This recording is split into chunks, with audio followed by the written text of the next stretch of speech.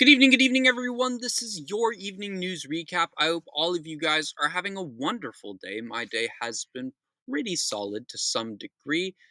Today is June 22nd. It is Sunday.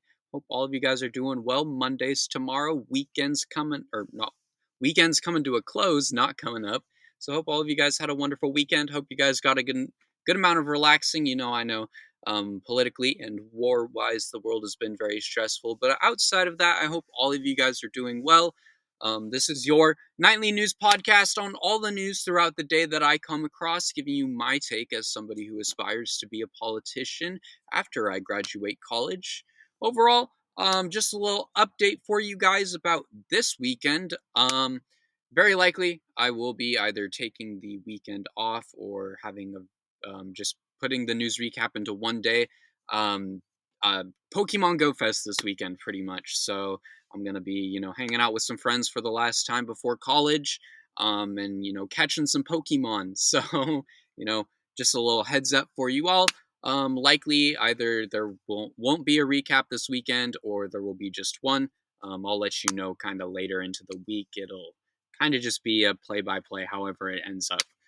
But yeah, hope all you guys are doing well. Um, not too much more for me to ramble about, so let's get right into today's recap. Moving into the Trump administration's this segment today, the first topic we have today is Trump's address to the nation following the attack on Iran yesterday. This is the full transcript, so it will be a bit of a long one, but I am going to read you guys the full transcript of what Trump said in his address to the nation. After announcing the attacks on Iran's nuclear facilities, Trump would address the nation surrounded by J.D. Vance, Marco Rubio, and Pete Hegseth at the White House. The full transcript reads: a short time ago, the U.S. military carried out massive precision strikes on key nuclear facilities in the Iranian regime: Fordow, Nansuz, and Isfahan. Everybody heard those names for years as they built this horribly destructive enterprise. Our objective was the destruction of Iran's nuclear enrichment capacity and a stop to the nuclear threat posed by the world's number one state sponsor of terror. Tonight, I can report that the world's that the strikes were a spectacular military success. Iran's key nuclear enrichment facilities have been completely and totally obliterated. Iran, the bully of the Middle East, must now make peace. If they do not, future attacks will be far greater and a lot easier. For 40 years, Iran has been saying death to America, death to Israel. They have been killing our people, blowing off their arms, blowing off their legs with roadside bombs. That was their specialty. We lost over 1,000 people, and hundreds of thousands throughout the Middle East and around the world have died as a direct result of their hate. In particular, so many were killed by their general Qasem Soleimani. I congratulate Prime Minister Bibi Netanyahu. We worked as a team like perhaps like a team perhaps no team has ever worked before. We've gone a long way to erasing this horrible threat to Israel. I want to thank the Israeli military for the wonderful job they've done, and most importantly, I want to congratulate our American patriots who flew those magnificent machines tonight, and all of the United States military on an operation the likes of which the world has not seen in many, many decades. Hopefully, we will no longer need their services in this capacity. I hope that is so. I also want to congratulate Chairman of Joint Chief of Staff General Dan Rosen-Kane, spectacular general, and all of the brilliant military minds involved with this attack. With all of that being said, this cannot continue. There will be either peace or there will be tragedy for Iran, far greater than what we have witnessed over the last 8 days. Remember, there are many targets left. Tonight was the most difficult of them all by far, and perhaps the most lethal. But if peace does not come quickly, we will go after those other targets with precision and speed and skill. Most of them can be taken out in a matter of minutes. There is no military in the world that could have done what we did tonight. Not even close. There has never been a military that could do what took place just a little while ago. Tomorrow, General Kane, Secretary of Defense Pete Hegseth, will have a press conference at 9 a.m. at the Pentagon. I want to just thank everybody, in particular God. I want to say, we love you, God, and we love our great military. Protect them. God bless the Middle East. God bless Israel, and God bless America. Thank you very much. Thank you. Okay, so there's a lot to unpack here and think about the situation. Here's the facts: we are in a war without congressional approval, which is ground for impeachment. But I'm gonna be honest, I don't think impeachment solves things in this scenario. If Trump is impeached, JD Vance will be president, and that will likely be very worse. We have been warned by many people throughout the political sphere that it would be a lot worse if JD Vance became president. This entire administration needs to be removed from office yesterday. It's never happened before, but I believe we should have a special election and revote for the president because this whole administration is clearly a problem. If we continue to sit by and let Trump act like how we've seen over these past 6 months, there will be a there will be a continued problem day after day. These attacks on our Constitution and system will not stop. These attacks on our people and other nations will not stop. Trump has been allowed to continue for too long, and he needs to be stopped now. Because if we continue to prove to him that he can do anything without repercussions, he will continue to destroy the key American values that this country has holds near and dear to our hearts for a very long time. He will continue to attack the values that this country has slowly developed over its history. He will continue to attack the people who have lived in this country for hundreds of years. It's not okay. He needs to be removed from office as soon as possible. He needs to be impeached as soon as possible. This entire situation is clear of that. Striking nuclear facilities is not just an act to stop further danger, it is an act of war against another sovereign nation. Iran was unjustly attacked by Israel, and now the United States has jumped into that and unjustly attacked Iran as well. It's not okay, and it never will be okay. People just refuse to realize that.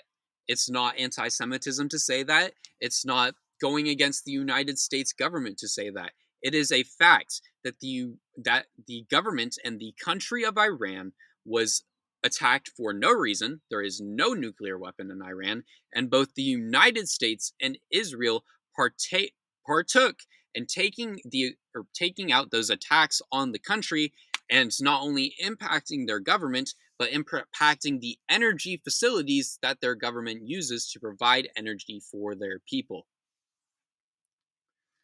Um, Anyhow, moving on into another topic, as the Trump administration has only briefed Republicans on the situation with Iran.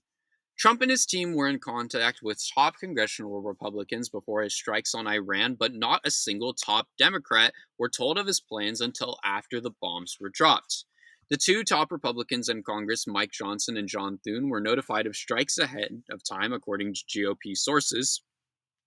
But Chuck Schumer and Hakeem Jeffries only received notifications shortly before the public did. Both Republicans and Democrats in Congress and the House have expressed distaste for this war and have called out the Trump administration for not getting congressional approval. But Johnson and Thune have made it clear that they will support Trump. Johnson wrote in a post on Twitter, "Leaders in Congress were aware of the urgency of the situation, and the commander in chief evaluated that imminent danger outweighed the time it would take for Congress to act. The president fully respects the Article 1 power of Congress, and tonight's necessary and targeted strikes follow a history of tradition of similar military actions by presidents of both parties." This is bullshit. It really is. Not only is it not fair to our lawmakers to not notify Democratic leaders, but it's not fair to the American people. Both Johnson and Thune could have warned fellow lawmakers of this situation and of the attacks that were planned to be carried out. Yet they didn't. They went against the backs of not only their own colleagues, but they went against the backs of the American people. It is in the right of the American people, and it is in the right of Congress to know if we are going to go to war or not to just have one sprung on us out of nowhere. Yet Trump and essentially both of these two top Republican leaders have allowed it, and they didn't make a peep. It is clear that they are a part of the problem, as it has been clear for months now. It needs to stop. This entire administration and everyone involved with it needs to be removed. The MAGA isn't a supporting movement. It is a destructive movement. Moving into more of that proving my point, Trump has endorsed a regime change in Iran saying, "Make Iran great again." In a new post on True Social, Trump has pushed to make Iran great again by supporting a regime change within the country. In his post, he wrote, "It is not politically correct to use the term regime change, but if the current Iranian regime is unable to make Iran great again, why wouldn't there be a regime change?" MIGA, which stands for Make Iran Great Again. Um, Iran doesn't need a regime change. We do. And so does Israel. Both the United States and Israel attacked Iran for no reason, and it shouldn't be allowed. MAGA is a damaging movement, and it's been clear for been the case for over a year now, because the United States was never great. You can look back in history. That's why we had things like the civil rights movement. That's why people had to push for LGBTQ rights and so much more. It's because the United States was never great from the start. It wasn't great. But our nation as a whole, over time, has progressed to become better. We are not a great nation by any means, but we are working to become better as a nation for our people, for the other countries around the world, for the people who want to come to the United States to seek opportunity. And that is not what MAGA or the Trump administration is doing. They are taking us back in time to when the United States wasn't great, where people didn't have rights, where people weren't freely able to express the individuals that they are. And that isn't okay. We need to be progressing in our country, not going backwards.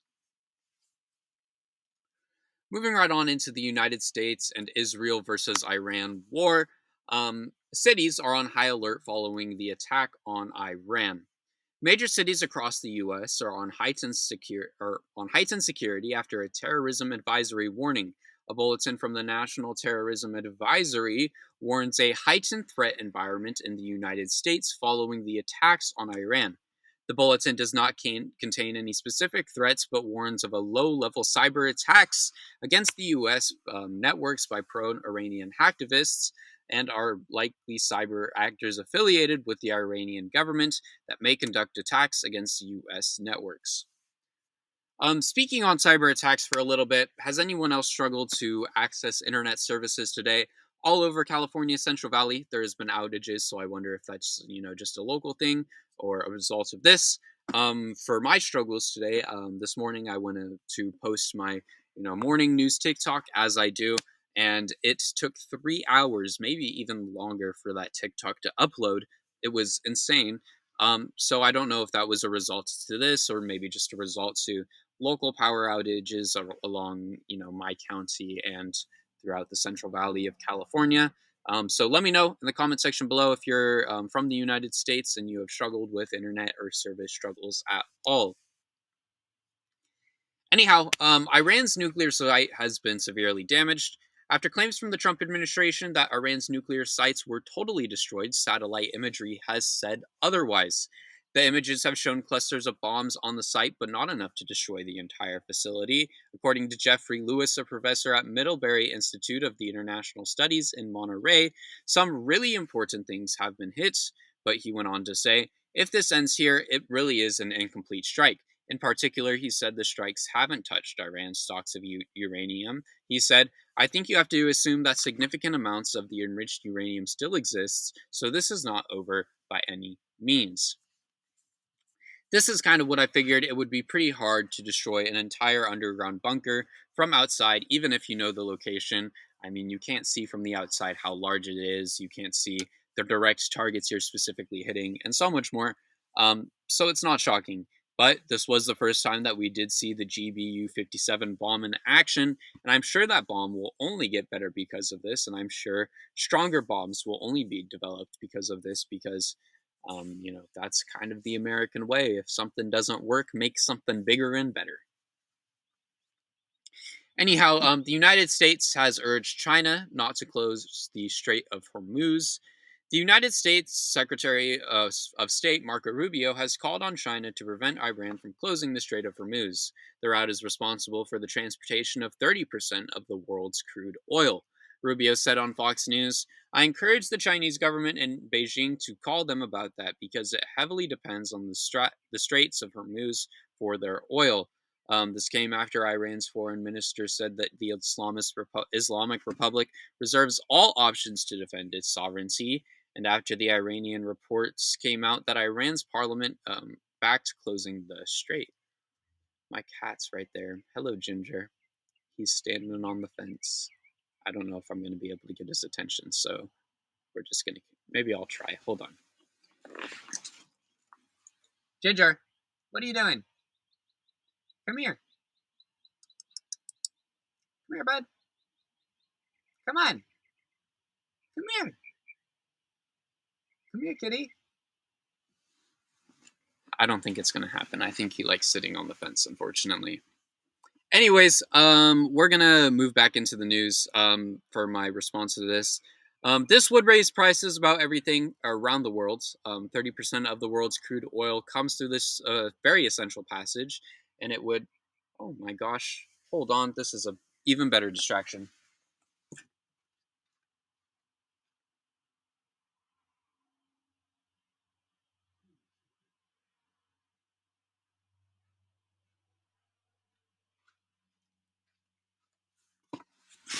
Okay, we're going to continue before I address this. It would likely impact so many parts of the US and the world economy, as that would have a lot of impacts on gasoline for ships, gasoline for food trucks, and all of the sorts. Okay, he really doesn't want to be in here, but we're going to say hi. This is Pepper, everyone. He's been on the video once before. He is very scared of vehicles, so he is not very happy about being in here. I'm sorry, buddy. Okay, we're just going to let him go. He is very scared of vehicles. I don't know why I did that. Probably not a smart idea.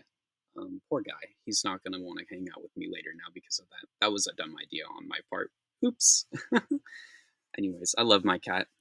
He's my favorite one. He was supposed to go to college with me, but I can't really afford that right now. Things are expensive. So he unfortunately will have to wait till next semester. Anyhow, we're going to move right into our other news segment, as AOC has called for the impeachment of Trump. Representative Alexandria Ocasio-Cortez has floated the idea of impeaching Trump for striking Iran without congressional approval.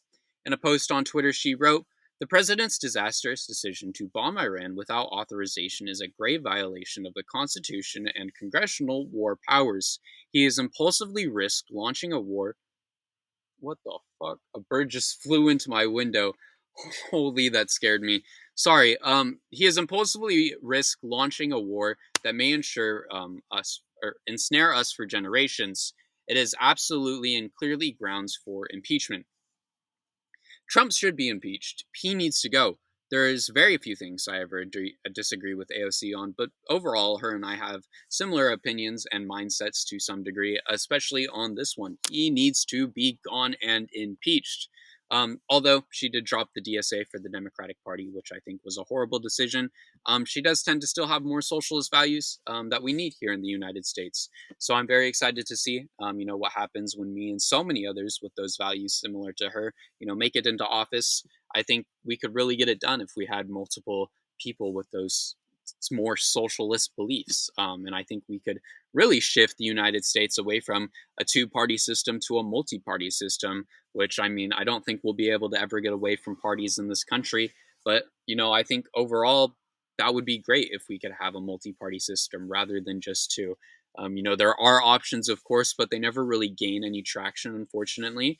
And if we can get that to change, things would be great here. I've said on multiple occasions now that I plan on getting involved with the DSA and volunteering with the DSA during high school.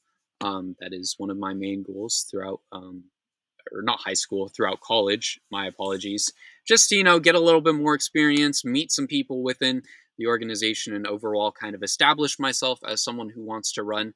I don't really know if I want to run in California or Colorado or something like that yet, because if I do run, it will likely be in one of the two states. But, I think For now, I'm kind of shifting a little bit towards more, of California, especially with it being, the world's largest economy. There's a little bit more influence, I guess you say you could have. And overall, I grew up here in California, born and raised. I've spent my entire life here, and I enjoy the state. Overall, I can't say I enjoy, being in the boondocks, but it's definitely pretty out here still. And I would definitely enjoy being able to represent my people as Californians, and be there for my people, the Californians. And I have a lot of pride as someone who's been um, born and raised in California. Definitely a lot more pride than I have for the United States, especially within recent months. But um, I don't know. That is a decision to be made eventually. Not yet, though. Moving on into our final topic for tonight, Marjorie Taylor Greene has blasted Trump. Representative Marjorie Taylor Greene has blasted Trump and MAGA for not sticking to the America First agenda in a Twitter post. In her post, she wrote, "Anyone slobbering to become for the U.S. to become fully involved with the Israeli-Iranian war is not America First / MAGA." Excuse me, sorry. "Wishing for the murder of innocent people is disgusting. We are sick and tired of foreign wars, all of them." She went on to say, "Real America First / MAGA wants world peace for all people and doesn't want our military killed and forever injured physically and mentally. We have spent trillions in the Middle East when we have dealt with the aftermath of death, blown apart bodies, never ending suicides, and disabling PTSD." She later said, "They have been telling us for decades Iran was only a few years, or only a few months, or only a few days. However, the truth is, more countries than the public have known have some sort of nuclear capabilities.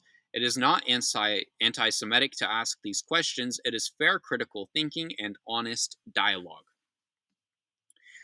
This MAGA civil war is interesting because we're seeing sides of people that normally hasn't been seen from these individuals. Rather than falling in line and praising Trump, they're calling him out and telling him he's wrong, which is something we need to turn heads within the MAGA sphere. If this is what it takes to get Trump out of office, I'm all for it. He entered the war without congressional approval and has continuously gone against our government and constitution. He and his entire administration need to be removed. It's not just Trump, it's the entire thing. At this point, as mentioned earlier, I said we should call a special election. We should vote for a new president because it is clear that the Trump administration is dragging us to hell with them. But with that being said, thank you all so much for watching this video. I hope you all enjoyed. It's been a pretty interesting day overall, I don't know. It's not too much for me to say, I kind of put my opinions out there already, overall. But I am a little worried about what's going on with the Iranian war, what's going to happen, especially with cyber attacks, rumors of attacks on US soil, and so much more. Of course, we don't know if any of that's true, and it hopefully won't be. It's very hard to attack the United States, but of course, that remains to be seen. We'll find out eventually, I'm sure. But, with that being said, thank you all so much for watching this video. If you are on YouTube, drop a like, drop a comment down below. Let me know your takes on all the things, drop a subscribe as well. We're on our way to 500 subscribers. Hopefully we can hit it by the end of the summer. But if not, we'll hit it eventually, I'm sure. If you're on Substack, please consider pledging your support. All funds go to me. As mentioned a few times, I'm going to college soon.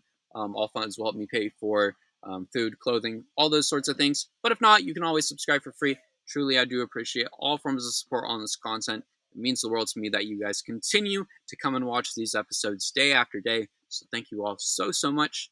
And yeah, I'll see you all in tomorrow's episode. Later.